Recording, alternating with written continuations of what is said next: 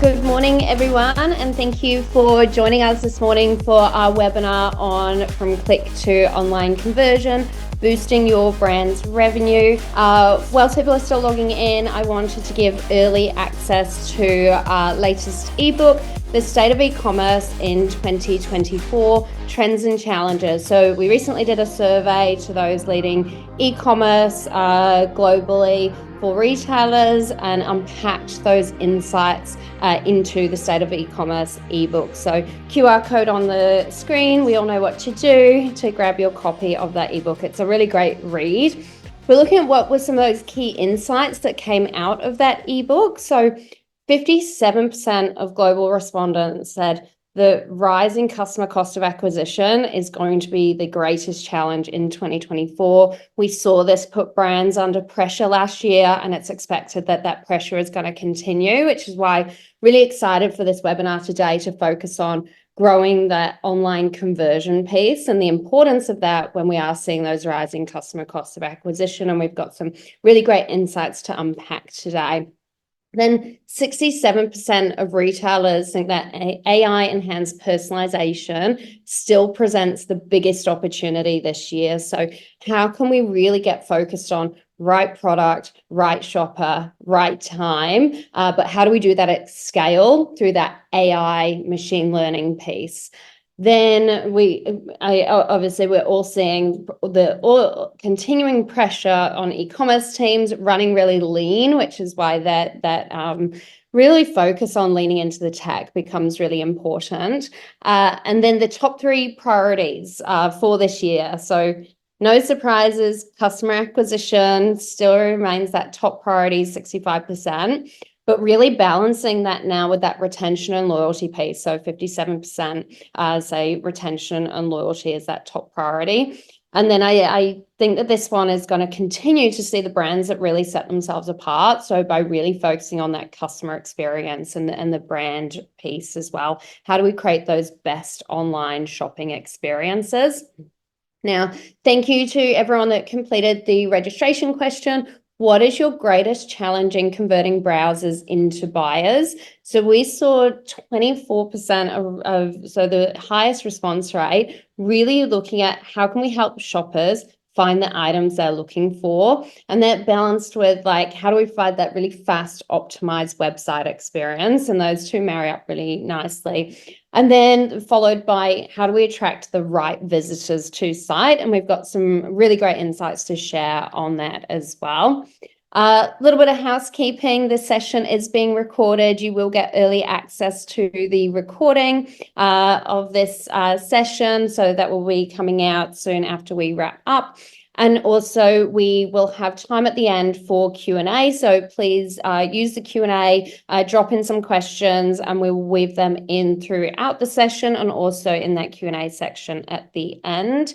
So let me introduce you to our panelists today. I am Kate Massey, our head of APAC for SearchSpring, joining us. So we have Dan Turner, who is the co-founder of MX Store. They are a brand, in fact, our very first SearchSpring customer that I met. I was on a 4.5-month road trip heading back from Queensland with my dog when I started at SearchSpring 3 years ago, and MX Store was the very first customer I went and saw. Really impressive operation. I'm really looking forward, Dan, to your insights this morning. I know you've done some really incredible work on really optimizing for revenue results.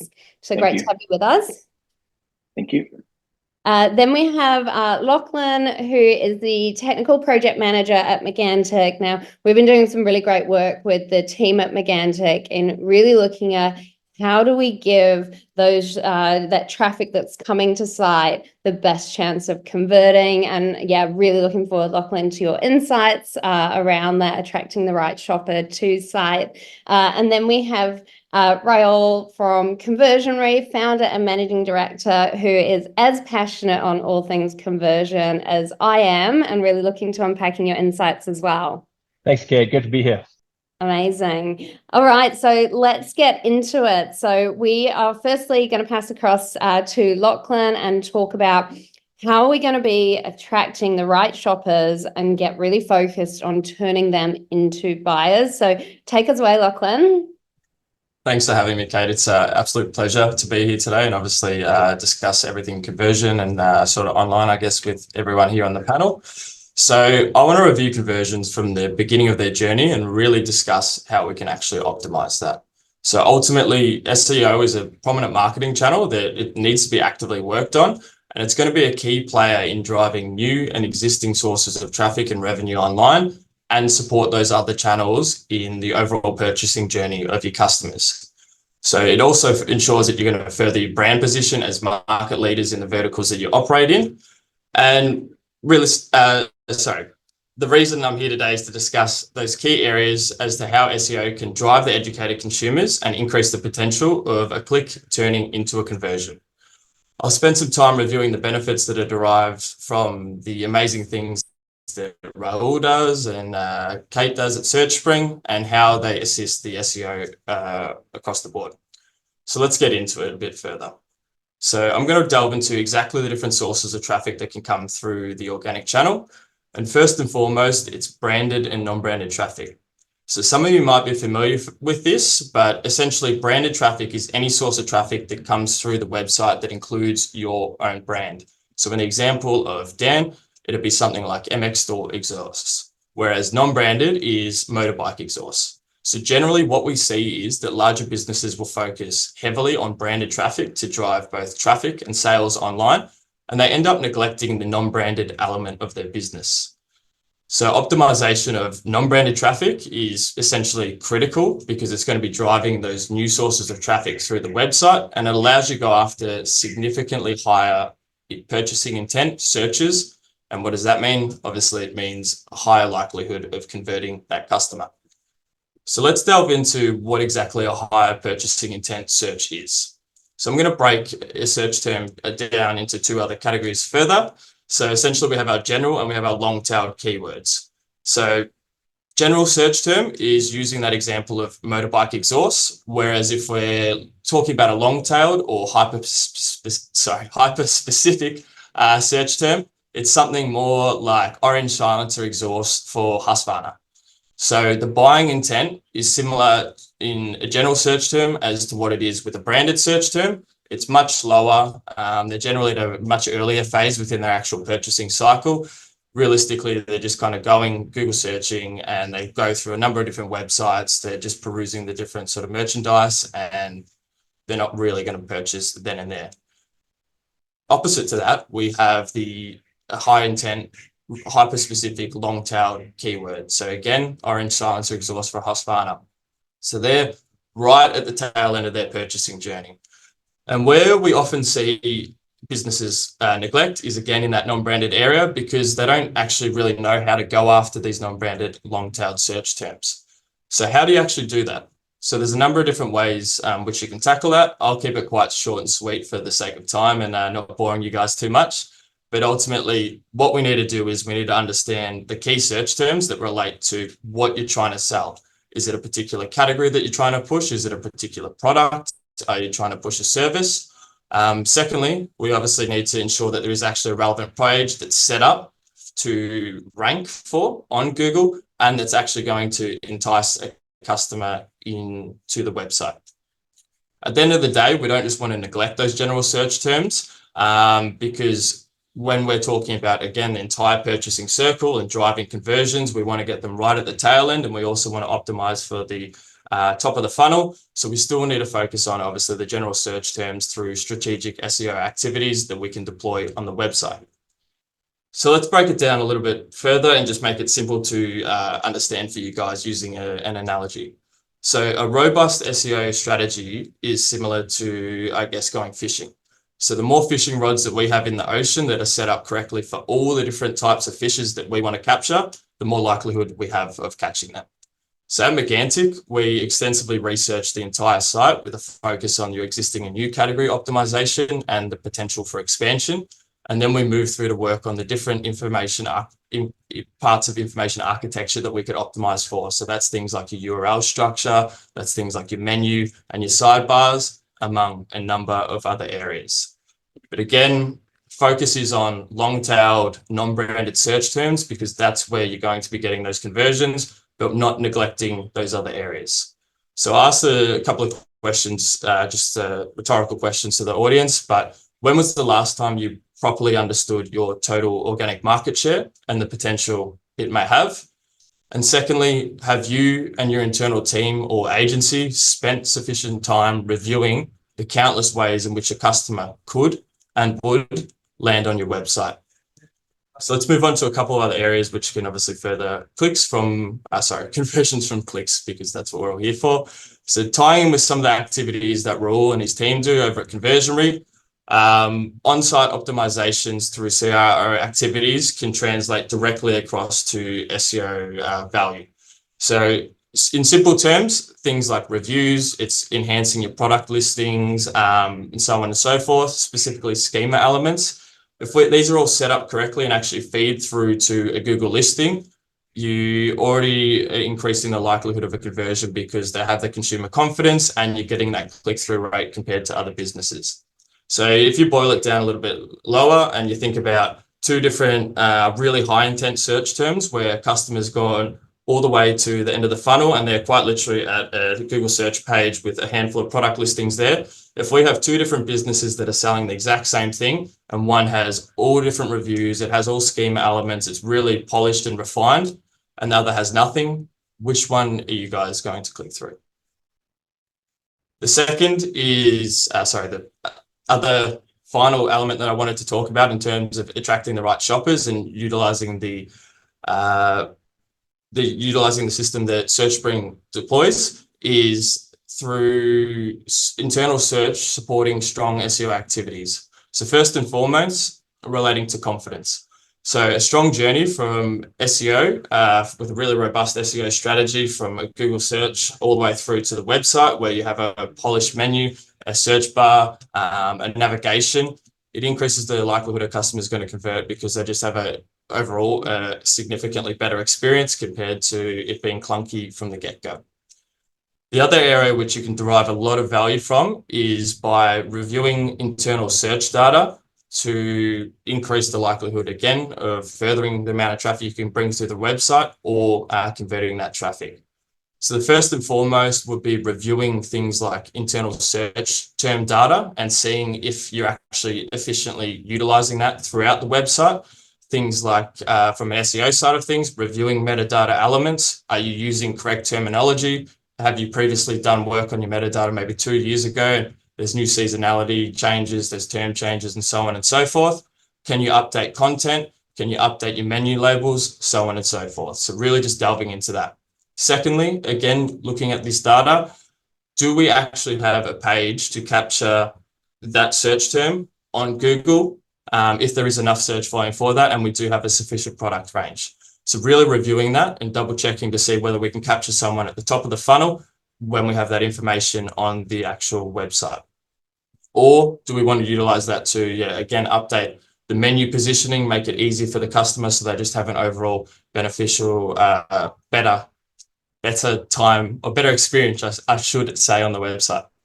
And finally, it'll be looking at, say, your product acquisition. So using an example of, say, if you're a barbecue store and someone searches 5,000 times per quarter for a Weber and you don't have any Webers, maybe there's an opportunity to actually look at product acquisition, getting new brands, getting new product ranges, so you can actively compete against your competitors, take away some of their market share, and ultimately drive new sources of conversion. And again, at the end of the day, traffic at a minimum through the website.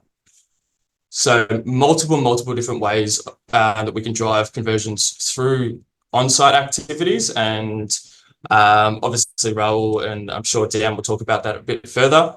But it all starts with a robust SEO strategy at the end of the day, because realistically, we need traffic coming through the website to get conversions. I love that. And I'd love all of those really actionable tips on where to get started or where to actually dive in and start to review this with a real focus on this year of that number one priority, right? Of how do we do customer acquisition, but how do we combat that rising cost of customer acquisition? Dan, before we move on to the next topic, you have quite a unique and defined customer. How do you kind of work in with getting the right shoppers to site and turning them into buyers? So Lachlan touched on the whole concept of, brand-based search terms versus non-branded.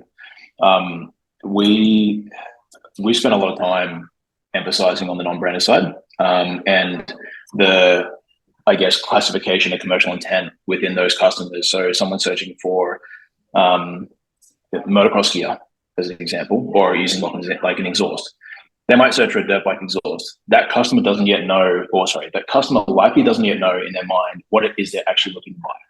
Then they go for a Yoshi exhaust, right? Mm-hmm. They know the brand, they know the kind of product that they want to buy, right? Then they go for a Yoshi exhaust that fits a KTM, right? And so each step down that kind of funnel increases your commercial intent. And obviously, brand-based search is going to have the highest value, right? If you're not getting 50 to 1, 100 to 1, whatever on those stuff, then that's where the money is. But the focus and emphasis on expanding traffic should be on those commercial-based intent stuff as you go down that funnel. And I'll touch on a little bit more on the traffic quality stuff in a little bit. But yeah, that's starting with commercial intent based search terms and then building up from there. That's where we've spent a lot of time focusing on. Yeah, love that. Thank you for sharing. In terms of to learn more about Megantic, there is a QR code on the screen. We'll obviously be sending out an email after this with contact details as well. But thank you, Lachlan. I'm looking forward to getting you back shortly to keep diving into this topic. So let's go on to our next theme. So shopping experiences that drive sales. And really keen, Dan, to get your insights on this. I know with the MX Store, you have really spent a lot of time optimizing, but then continuing to look at what are those incremental areas for opportunity with a real focus on that revenue piece, right? And 58% of revenue coming from search is huge, right? So that's a big number. So why don't you talk us through like how important it is on a product discoverability piece to be driving revenues? So, as you said before, Gay, like we've known each other for a long time. We were one of your first customers here in Australia, and I actually can't express my sincere thanks as far as what SearchSpring's done for us in making the search experience simpler for our shoppers, simpler but more powerful, I guess is probably the right word. Like numbers for us, like search is 12%. 12% of our users use search, but it represents 59% of our revenue, and they're I think 8 times more likely to buy. Right, so we've spent obviously a lot of time with you, Jacinda, and the SearchSpring crew improving our process and how SearchSpring works. So like before that, I think we were with Agora and something else, or Algola, sorry, not Agora, Jesus. But anyway, point being that tech stack shift for us made a big difference. And what I wanted to kind of touch on is I wanted to share some what I think are like the 5 pillars to improving conversions. So that those who are listening can take some stuff away and hopefully action straight away. So the very first thing I kind of started touching on when we were talking about Lachlan's piece is it's matching the search term, the right search, right, with the right ad, going to the right place at the right time. Now, if your emphasis in search, and this is different with socials versus Google, we'll talk Google for now. If your emphasis in search is just throwing mud at the wall and just letting Google do its thing, you're probably not going to get the best experience and the best outcome. And so knowing that, if we know that someone searching for a KTM exhaust is going to see an ad that says, hey, buy some KTM exhaust from MX Store because we're awesome, yay, right? They go to the KTM exhaust page and we have the biggest range, right? The probability of us getting that customer is a lot higher.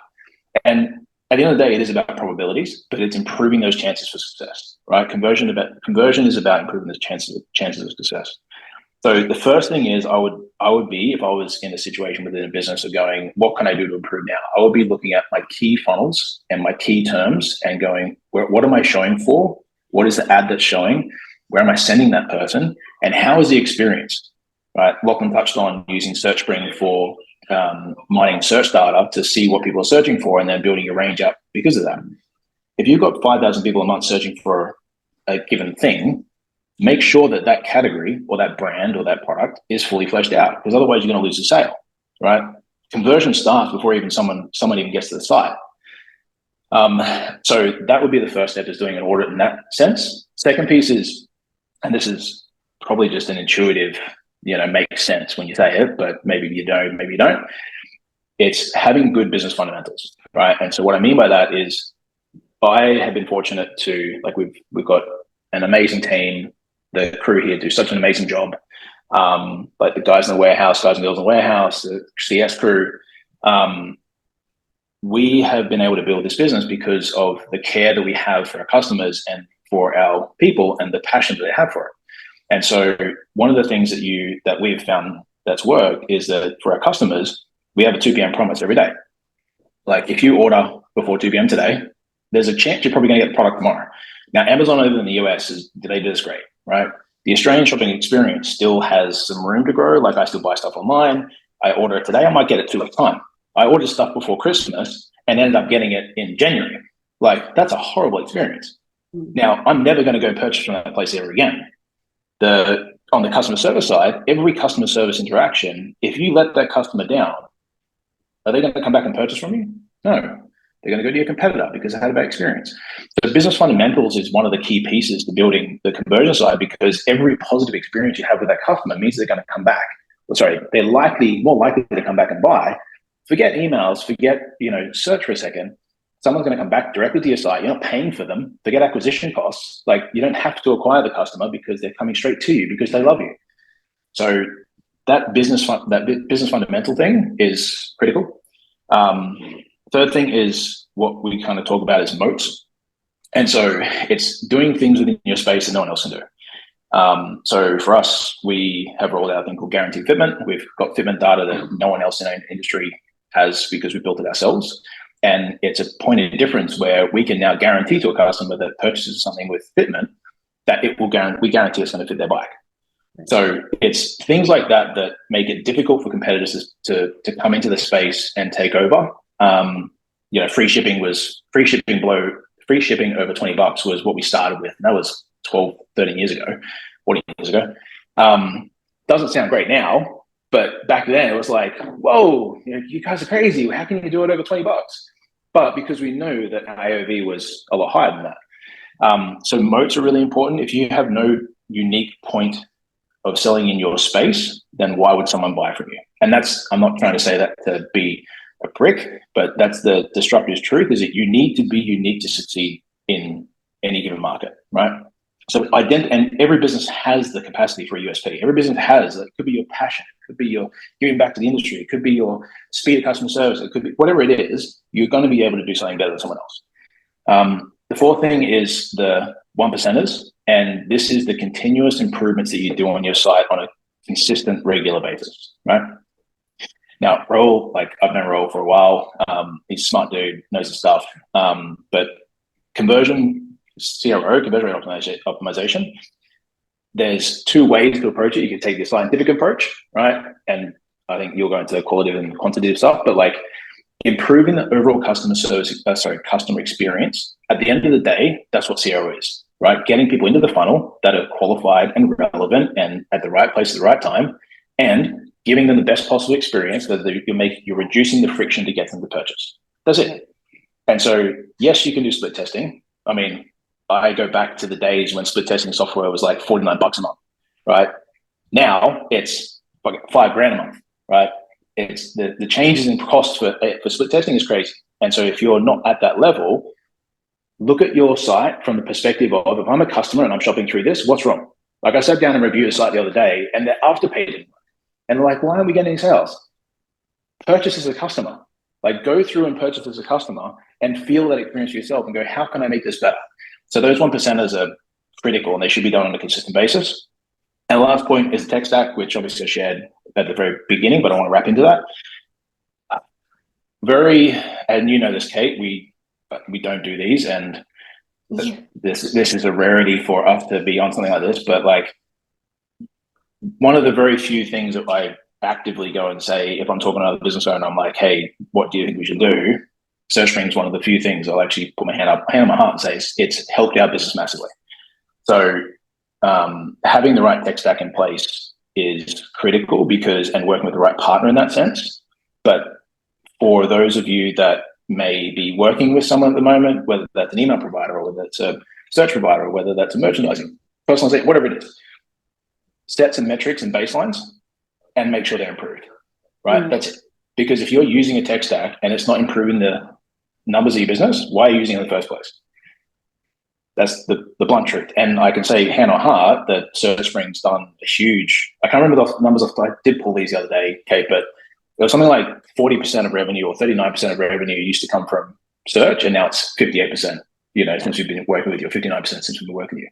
So yeah, those would be the 5 things that I would kind of 5 pillars, I guess. Hopefully there's some actionable stuff in there. And yeah, I'll wrap it up.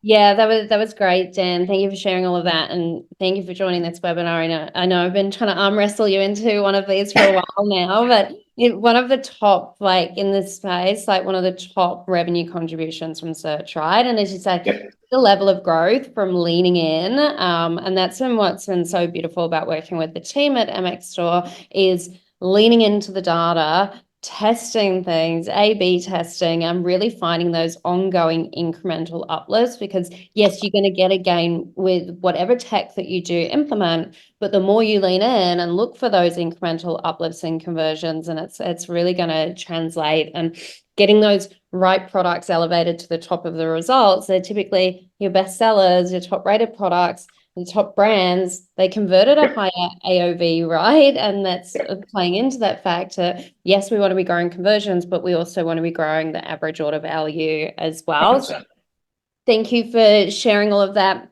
So around the searching piece is a QR code on the screen, but really getting focused more and more on how do we help customers find and discover the perfect products for them faster, with a real focus, and seeing this more and more. Customers are looking to sweat their tech stack and deliver more value from their investments. And so really getting focused on that conversion and that average order value piece. But I see more and more how to create, and as Dan was saying, how to create that really great shopping experience. It means I want to come back to site, and that's where I want to order, because it's easy and it's nice and it's fast, and it's a good experience. So let's talk now around developing compelling conversion-driven on-site journeys. So I'll pass over to you, Raul. Yeah, thanks, Kate. Hi guys, I'm Raul from Conversionary, and loved hearing from Lachlan and Dan. That was awesome about how it's important to capture the right traffic to your site, right? And then from Kate and Dan on capturing that demand via search, right? And Dan, love what you said, but it's really about the overall customer experience, 1%ers, right? And giving them what they want. What if your customers actually didn't know what they wanted, right? And they're landing on the site. And what if, you're getting the right traffic, you're capturing the demand via site search, but your homepage, your product, your cart, your checkout, they're all letting you down, and they're not converting as much, right? So what do you do there? So I'm here to talk to you about revenue leak. It's a big problem and how you can fix it, right? Thanks, Kate. And a couple of stories. So we actually work with a brand long-term called Gameology. You may have heard of them. They're big in board games. They're actually the leader. And they came to us 3 years ago when they were doing just 5 million in revenue. And they always felt forced to spend more to get more sales, or spend more on ads to get more sales. And because the website just wasn't converting enough. Another brand we worked with, they came to us at 80 million in online sales. And basically, they were feeling the same thing. And, Gameology, they went from 5 million to 30 million in 3 years, right? And why? Because, and they ended up actually having zero dependence on spending more to get more, right? Because the website suddenly converted a lot better over 3 years. And the 80 million brand actually ended up going to 90 million. And those, for both brands, those increases in revenue they were able to attribute that purely to CRO efforts, right? Not Facebook ads, not Google ads. I mean, all those are super important, but they were able to say this produced an ROI, right? Now, how do they do it? Well, and how can you as a brand actually do that, right? So let's face it, look, we're in a time of, it's still downturn market. I'll say it, interest rates are still high. We're slowly coming out of it, but high cost of acquisition. And in a downturn market, you can only do what you can control, right? You can either, optimize the traffic, as you can see, and, Kate, go to the next one. Yeah, or you can optimize the website, right? Optimize conversion. So traffic or conversion now. Lockie spoke a lot about traffic, so I won't go there.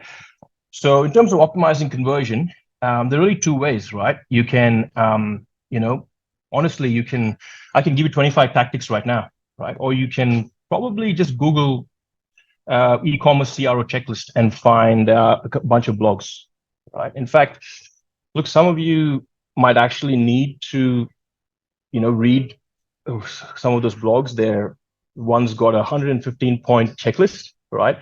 And to get an actual baseline. But remember, Gameology, there's two brands that talked about, like, they actually tried that, and some were working, some didn't, and they always felt forced to spend more on ads. There's a lot of people in the call here, the e-commerce managers, there's heads of e-commerce, there's CEOs and GMs, and your plates are full, your team's plates are full. There's to do those 100 tactics, there's design, dev, budget, and that's a lot. And you don't want to kind of go through that, and at the end of 6 months, they actually don't end up moving the needle as much. I'm sure we've all felt that frustration, right?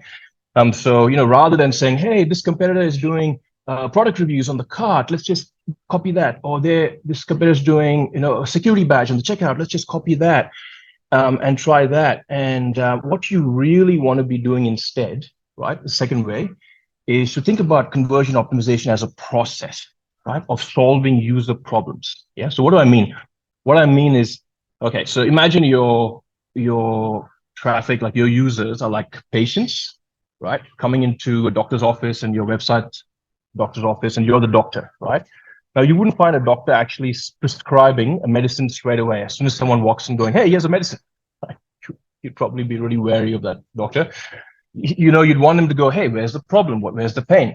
In the same way, your customers, they're human beings. They have problems. They have pains, right? They don't want just another security badge on the checkout, right? I mean, that might help. Like I said, it's worthwhile going through those checklists. But, why are we in business, right? We're in the business of, we like to say, squeezing millions of dollars more out of the same traffic. Because what that does is, you want to be able to solve user problems, right? And in the same way, find out what are your customers hesitating on, needing more of, etc. Right? So if you notice, we focus a lot on this 5-step process here: research and analysis first, finding those user problems, and then spending budget on, okay, sorry, my voice. Going into design development, and then A/B testing those. So if you go to the next one. Yeah, and then using like qualitative, quantitative, looking at heat maps, session recordings, and data, all to moving on to the to get to those user problems, right? On the next one. Yeah, and going from there. So this is an example of how that can actually come about, right? Like, this hopefully will make sense. Because, and keep in mind, like, this is a user problem we found on Gameology, the first brand I told you about. So the problem is the search results page, and Kate, you'll love this, is difficult to navigate. It makes it challenging for users to find the products they want. And we found this through heat maps, session recordings, and really kind of finding the problem first, yeah, before jumping into a solution, yeah. And and if you go to the next one, you actually see, yeah, so the solution we hypothesized, like, hey, if you optimize your search filters, why? Because, like Kate said before, it's 3 to 5x the normal conversion rate. It's worth it, right? And you can see, like, we added compelling copy to solve that problem. Like, hey, 515 results for Pokemon, added a filter, added a sort by, made the 1 column 2 columns, right? And when you solve a user problem for a customer, it's beautiful, right? Because you're giving them what they want. And then if you look at the results next, yeah, this is an A/B test that was split test over about 2 weeks. Yep. And then you actually get results like this. This added an extra 11% increase in e-commerce revenue, at $54,000 more that was otherwise falling off the table, right? Another 3% increase in transactions, 3% increase conversion rate, 9% increase in AOV, which is massive, right? And yeah, all because it went through that process of solving user problems. Same with this brand Nike, right? Like they sell really glamorous hammocks, right? If you guys are interested, but you might be seeing them on Facebook and Insta. But their user problem was, we found on the homepage that users didn't know why they should purchase or what products are on offer. They were scurrying around. Our team found people were going into the about page trying to figure out like what's different about these guys compared to Kathmandu and BCF, etc. Right? And so why should they purchase? So if you go to the next one, so that was the problem we found from the research. And then you can see like what we hypothesized, like, hey, if we had a compelling call to action, if we had a compelling headline talking about their why, and then if we had like little value props, which the client, by the way, did not want to test, right? We had quite a chuckle because like, hey, if customers are asking for this, let's test it, right? That was our argument. And so you can see there, because usually, 4 trees planted for every year. I mean, that stuff people think that normally doesn't convert, but they have a unique audience, right? A unique needs. And then if you see the results, this is what it can produce. If you go next, yeah, you can see the results here, right? So all because you're solving user problems. In the same way, think about your brand, right? Don't just copy tactics. Yeah, think about your brand. Okay, cool. Okay, how can I find out what's going on their pages, heat maps, session recordings, etc. Right? And if you do the research yourself, or find an agency like us, or someone who has a research-backed CRO method, right? And then go from there, right?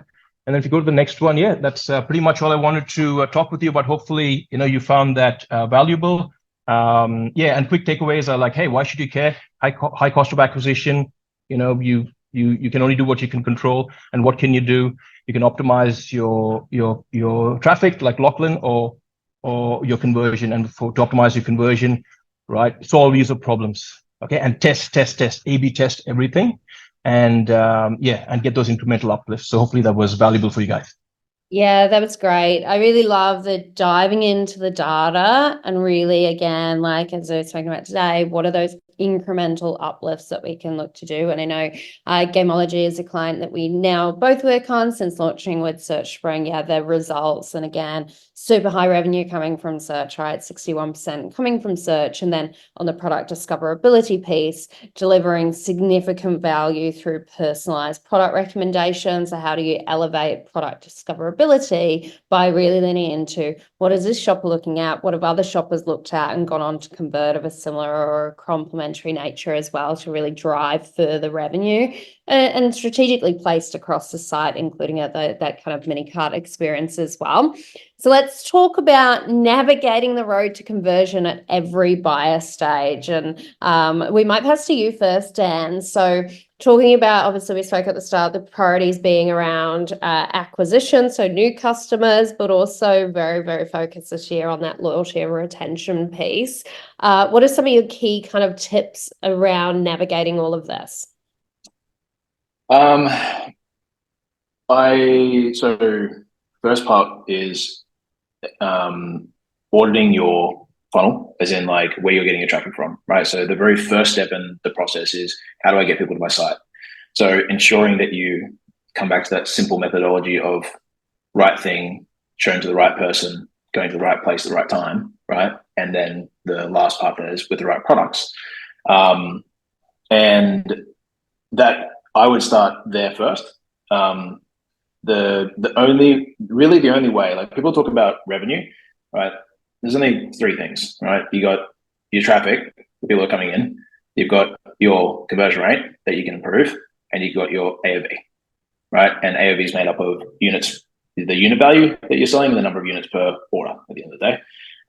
And so focusing on those key metrics, like what I loved about Raul is he had the breakdown between I think it's 3% conversion, 3% transactions, and 7% AOV or 9% AOV, right? But the gain was 11%.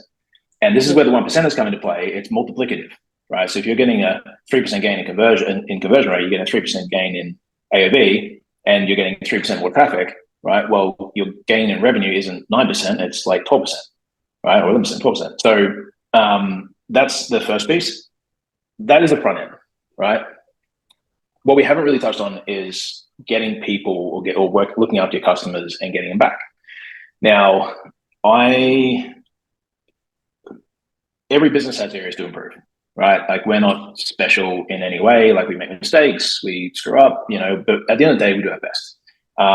And we have been very fortunate to build a customer base because we care about the customer and focus on our customer. That, I believe, is a big part of our success, is giving people a great experience so that they have the willingness to come back and purchase from you again. And this is only relevant to businesses that have repeat purchase cycles. Like, if you're selling like a car, like, for want of another word, but like, it's a car, it's a 7-year buying cycle. There is still a repeat purchase cycle, but it's just hella long. Mm. So knowing that your customers purchase on average every 7 days, every 20 days, every 50 days, whatever it is, and your percentage drop-off rates of first customers to second purchases, second purchases, third purchases, and so on and so on, right? Because what you might find is that you have a small set of customers, somewhere between the 10 to 20% mark, that are responsible for probably 6 to 8% of your revenue, right? And just simply identifying that and focusing on those customers, that will immediately boost your revenue, right? Immediately boost your conversion, because then the intent for them to come back and purchase is so much higher. Hope that was... Yeah, that was great. I always talk as the very first thing to do as well is go to site and shop it. Go to your top search results, go to your top collections. Are the right products coming up? Go to the 100%. Go to the PDP page. Do you have personalized recommendations, and are the right products coming up? Is it products with good stock availability, good margins, that are best sellers coming up throughout being recommended, and making sure that they really make sense? So I think that's a really important part of things. Lachlan, what about from your side in terms of this topic? Yeah, definitely. So I think I'm going to take a bit more of a top level approach and really just ensuring that websites and businesses actually understand exactly what their identity is, and not really trying to compete maybe in something that isn't relevant to them. So really analyzing from a top level exactly what your business is. Are you, say, in a particular niche of a fashion area compared to just going after general fashion? Are you going to be able to compete against the likes of, say, ASOS in a particular vertical, or do you really want to nail down and actually go into a particular niche and really try and capitalize on that from an organic perspective? So again, going back to everything that I touched on earlier, bringing in the right sources of traffic, driving higher likelihood of conversion. And then at the opposite side of things as well, I think at the tail end, when we're looking at things like product listings, is really just reviewing, I guess, the ways in which people are actually searching for those. So in the example of, say, like automotive parts, or even things like workwear and things like that, people tend to use product SKUs. Do you actually have things like that on your website? Are you able to bring in the right customer to the website? In your search bar, are they actually going to be able to find it through a SKU? Obviously more applicable for things like wholesale and B2B as well, but definitely worthwhile considering at a product level exactly, I guess, the labeling and the way in which you're going to try and bring in the right sources of traffic. And then from a top level as well, identifying the business, identifying your market, and then driving the likelihood that you can actually compete in that market. Yeah, love all of those insights, and just understanding those shoppers, right? What are they doing? What are they coming for? And being able to optimize from there. We are going to shift into Q&A shortly, so feel free to drop any questions for our panelists into the chat. But before we do that, Raul, your thoughts on this topic? Yeah, really quickly. Look, I love this webinar because, we're talking about traffic coming in, we're talking about like traffic converting, and we're talking about looking after like Dan said, looking after the whole customer experience, right? And so, look, it comes back to, for me, what I mentioned earlier, like revenue leak, right? We want to look at every opportunity to close those revenue leaks at every stage of the funnel. Yeah. And so if you have traffic coming in, like in a downturn market, why is traffic expensive? Because there are fewer users And that's why ads are expensive. And when those few users hit the website, people are like, oh, no matter what I do, the site's not converting as it used to. Well, it's not, because, they're less excited, they're less motivated, they have less cash, they're not as ready to buy. So the same website isn't going to cut it. And the same tactics aren't going to cut it. So when that traffic hits, whether it's a home, the category, the product, right? Hopefully people are not landing on your cart, but except abandoned cart emails, right? But there has to be a seamless connection. So if you're advertising something on an ad or an offer, and they land and they don't see that offer there, that's a disconnect, right? They advertise if it's an email offering something, or again they land there, there's a disconnect if it's not there, right? So you want to really maintain that when on landing, and at every buyer stage, really saying, well, what's the user problem here? Oh, people are searching for shipping fees, they can't find it. Wow, okay, let's solve that, right? And throughout the journey there. So yeah, that's what I want to add. Yeah, great points. And I think the kind of wrapping all of that up is looking for those areas of friction and looking how to solve them and take them away, right? So we're going to move into some rapid fire questions. Great, we've got some questions coming through. The first one being to you, Dan. Great points on understanding metrics. What is the most important metric you track, and what do you try to move the needle on? There's no single one number that's a ruling number. But like I touched on a handful. So your conversion rate, your AOV, your units per order, or your items per order, sorry, and your traffic at the end of the day. Now,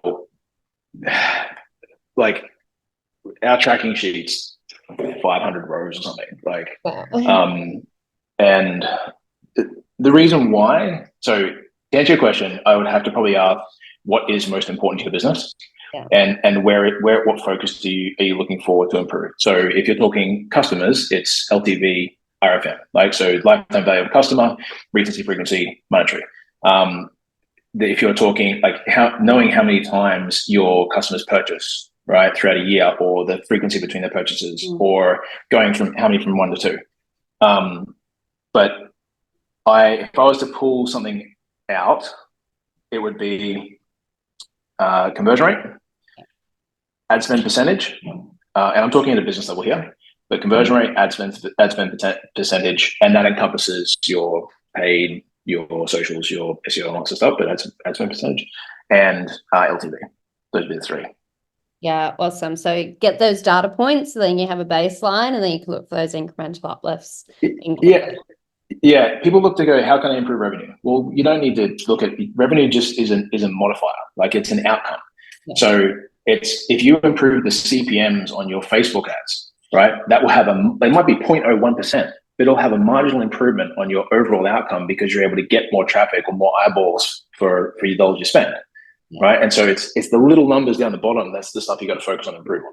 Yeah. Excellent. Let's go into the next question. So are there any SEO advantages to using one e-commerce platform over the other? And I might pass to you, Lachlan. So tech team at SearchBrag and your team, which have just been amazing to work with, we've really lent in this year to look at how do we optimize tech implementations to be super Google friendly, right? So speed, performance, and how Google will rank us really positively when we are implementing tech. And we've had some really great advancements there. What are your thoughts around this topic of one platform over the other, or what you can do to optimize the platforms you are using? Yeah, definitely. So I think if you asked me this question a number of years ago, it would be probably vastly more significant when the rise of Shopify happened, essentially. So obviously one of the major issues, I guess, with SEO and sort of URL structure is with platforms like Shopify, it's single level. So you have to have collections in there. And when that was essentially, yeah, like I said, when Shopify started taking over the Australian market, it became a bit of an issue in terms of, say, the single level structure versus multi-level structure against like Magento, Neato, so on and so forth. But what we've seen is that Google over the years has kind of favored multi-level less in some sense, and it's much more of an equal playing ground over the years compared to what it was many years ago. So I'd say overall, a multi-level structure platform like Magento, Nito, and a variety of others, where you can have category structures and URLs that mimic that, it is more ideal. But again, Shopify is pretty solid, and we have a number of businesses. In fact, the majority of our portfolio nowadays is Shopify, and we have award-winning case studies across that platform. So I think, realistically, it's dwindled significantly over the years, and it mostly relies on the business that's using it, what industry you're in, your operations, the tech stack associated with it. For example, say something like Nito might lean more towards an automotive industry because there's countless more SKUs, you have a lot more functionality that you want to implement, versus say something like Shopify, which is a lot easier for people to use out of the box. You have all the apps and so on and so forth. So more about, again, the person, the business, the industry versus the SEO significance nowadays. That's pretty much it. Yeah, that's awesome. So if something is slowing down the site, then running those reports and finding out what is and how to optimize it from there. Amazing. Exactly. Quick question. Is there an easy way to see search terms with no results in GA4? I know for SearchSpring users, we have that as just one of our standard reports. I'm not sure that there is in GA4 a super easy way to see search term with no results. Dan, keep me honest. GA4 was useless. Sorry. But yeah, that's definitely some of the reporting that our SearchSpring offers, so we can really understand what is shoppers searching for and finding those top performing searches, as well as those that are resulting in no results. Okay, let's go to our last question before we wrap up. So what are some great results of A/B tests, and are there any A/B tests that didn't see good results? Anything we should avoid in A/B testing? Raul, why don't you answer that? Yeah, sure. So, hey, great question. And thanks for the compliment. You said some great results of the A/B test. I just realized that, obviously I've only shown everybody just the winning A/B tests, right? Are there any tests that don't see good results? Absolutely not. Every test should win and have a predetermined outcome. Because that's the point of testing. But no, look, obviously, losing tests are important, right? They are important because you learn so much, right? When you see some language or imagery, or just what you tested doesn't work, you log that, and then that's the knowledge you have compared to a competitor who doesn't have that, right, about your customers. And and so there are losing tests, and you want a healthy win rate. For us as an agency, we have a win rate of 70%, which means 7 out of 10 tests win and 30%, 3 out of 10 tests lose. And that means we can see growth in conversions with healthy learnings coming in as well. And you want that, right?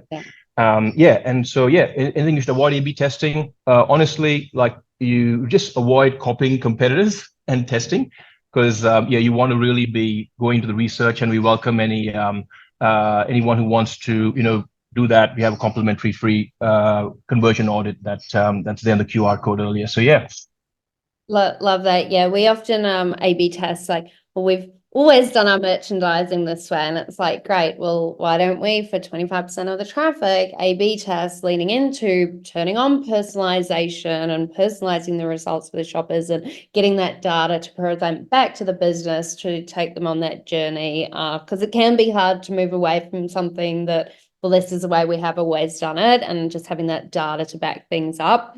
So this is another opportunity to download our latest ebook. If you haven't already downloaded this and read it, really great just to unpack those trends and challenges from feedback directly from retailers and what are going to be those priorities this year. I want to say a very big thank you to Dan. Love hearing your insights. I could chat to you all day on this stuff, so thank you. I know it's not the natural state for a Mac store to join things like these, but really, really great insights and great to hear about those results. Lachlan, thank you so much for sharing on behalf of Begantech, and Raul on Conversionary as well. Thank you. Welcome. Yeah, amazing. Thank you everybody for dialing in today. Great to have so many people joining us online. And if you want to continue the conversation around conversion optimization, then you can reach out to us as well.